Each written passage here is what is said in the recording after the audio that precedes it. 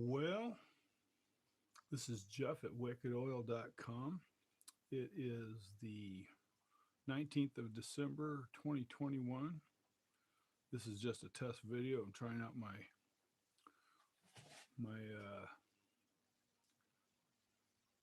Next Go camera and my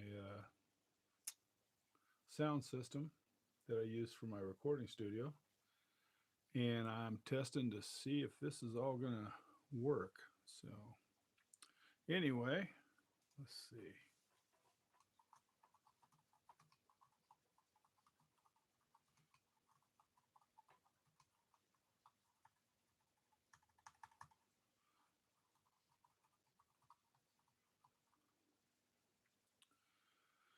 Hmm.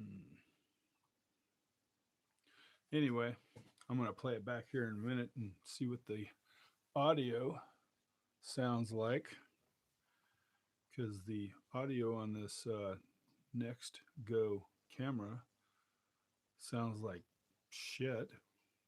Um, it's kind of like it's overdriven or something like that. But I have a studio mic hanging right here. Oh, I guess you can see it out of the corner there. Oops. Let's get that right over there. There we go. Anyway, so if there's anybody that happens to check this out, come on over to wickedoil.com and visit us. Um, Wicked Oil is the most wonderful oil you're ever going to have, in my opinion. Um, I can tell you that when I was really sold on it, I had it was this junky hand me down push lawnmower. I think it was a Pollen or something. I don't know. It wasn't anything of any significant value. Somebody gave it to me, or I got it for next to nothing. Largely because it was a piece of crap. And I was in Arkansas, and it was hotter than the blazes of hell. And I was mowing the yard, and I was sweating to death. And this engine on the mower, it was like I don't know, 3 or 4 horsepower, typical 22-inch kind of thing. And it was so hot. The ambient temperature was just ridiculous. The humidity was through the roof. And this engine was getting so hot, it was just radiating heat up at me. And I was like, dude, it was smoking. It was so hot. And it was just unbelievable. I was waiting for it to just go, just overheat and die. And I thought, dude, I got to do something because I got to get the grass mud. Anyway, I shut it down. I took it around. I set it up on some horses, sawhorses, and I put a pan under it, and I pulled the drain plug on it, and I was expecting sludge to come out of it, and the oil was almost like water. It was, I mean, what did I expect? It was so freaking hot. It was just nasty hot. And I had changed the oil on my pickup. Now this was 1540 diesel oil. DME is the product number at Amsoil for that one. DME. And I don't know, I didn't want to get rid of it because it's like I couldn't believe it was gone completely bad, but it was about that time to change it. So I did. So I topped it off with Amsoil 1540, which I didn't figure was going to hurt anything because it was a piece of crap anyway, and it was old and wore out. So I topped it off, put some more fuel in it, put it down, fired it up, and it, it was like I put a turbocharger on it. It was just like the RPMs came up higher than it was before. I mean, it was your typical, RPMs for a lawnmower, but it just like it breathed new life into it. And then I took it back there and started cutting, and it was just gobbling up the grass, which equated to taking more horsepower. I mean, I really kind of like, wow, I guess it really does cut down on the friction. And it quit smoking, or I should say, it didn't start smoking again, and it wasn't radiating all that ridiculous heat. I mean, it was hot, but it wasn't. Before it was like a heater, like you could stand there and do this number and warm your hands. It was it's pretty bad, and I mowed the grass. It just gobbled up the grass, and I was like, this can't be true. Come on. I'm missing something here. Maybe, because it was disturbed, maybe something, I don't know. But anyway, it was a pretty cool story. There's another story I have. I was moving from Arizona to Arkansas, and I had I still have this same truck now, 95 F250 with the 7.3 Power Stroke diesel in there, stick shift, posi rear end, all that other stuff. And I had this thing loaded to the gills, and I was pulling a car trailer, and I had a 71 Chevelle sitting on there, and then the car was full of stuff. There was tools and stuff underneath the car. I mean, this thing was loaded down. I mean, I should be in trouble for what I did. Anyway, my daughter is following me in this Dodge pickup, and it was overheating.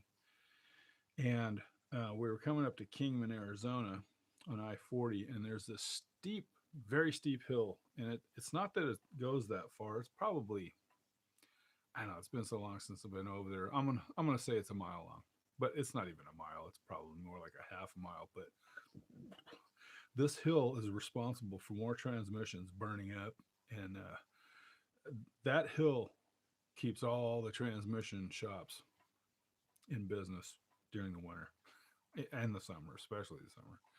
Anyway, so my daughter, her pickup was overheating. We ended up having to get a radiator for it. But anyway, so she couldn't proceed because we were going to burn up the motor and then we'd really be screwed. So I had a tow strap and I hooked it to her pickup and hooked it to the back of my trailer.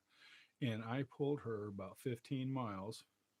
And then I pulled her up that steep ass grade into Kingman. I had a buddy that lived over there. In fact, he still lives over there. And um, I I figure we're grossing about 22,000 pounds between the two vehicles.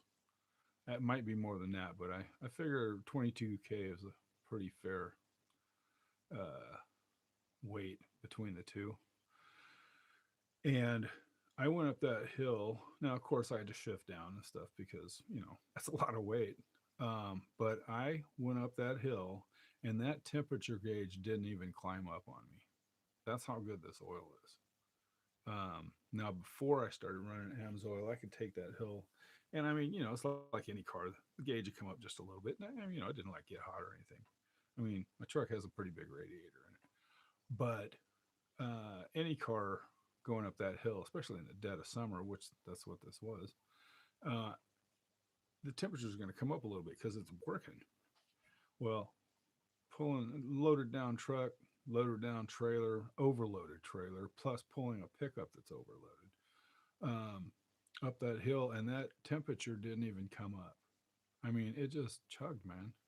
In fact, that same pickup, I put a dual bypass oil filter that Amsoil sells on there. I put that on there in 2018, and I'm still running on the same oil change I was on when I put that on there. And I've sent in oil samples several times, and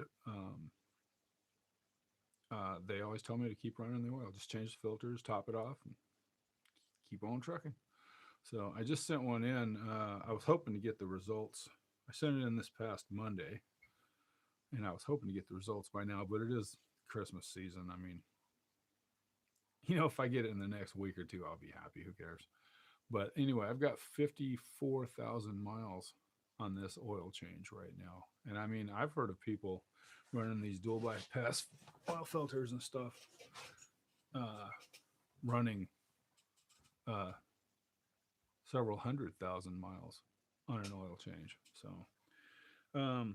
I mean, it's almost a misnomer to say that you never do an oil change. What you do is you change the filters and you do periodic um, oil analysis, which is basically $30 a whack. Um, but Um, this great oil, man. I mean, I mean, honestly, if you're doing regular oil analysis, I'm sure you can get way more life out of regular production petroleum based oil. But I mean, if you're going to go through all that, why don't you just put a good quality oil in there and not have to worry? Because I mean, petroleum based products, they break down over time. I mean, anything's going to break down over time, but Amsoil puts top notch additives in their oil. They're anti-foaming agents and the additive that keeps stuff suspended in the oil instead of letting it.